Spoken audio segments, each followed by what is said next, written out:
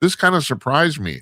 I thought people would in America, once the remote work thing started, would move from big cities to mid-sized cities like Green Bay, or I use Sioux Falls, South Dakota. But actually, they're moving to the middle of nowhere.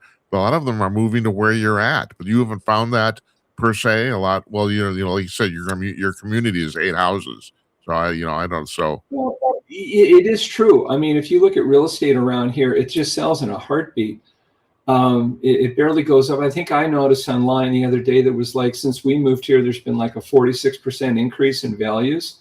It's going up. And I think with what we were saying about when you have events like the Colorado River almost shutting down, and you have the huge amount of heat and stuff that they've had out in the desert states, I think a lot of people find a kind of a refresh, literally, coming to the Midwest, upper Midwest. As I said, we have lots of fresh water. I think of how many times California would love to tap into the Great Lakes. I mean, this big pipe, right, going across Duluth, Minnesota. Kelly, my stepdaughter Kelly, was talking about the number of people from California that have been showing up in Duluth. And we have neighbors here, the Hutters.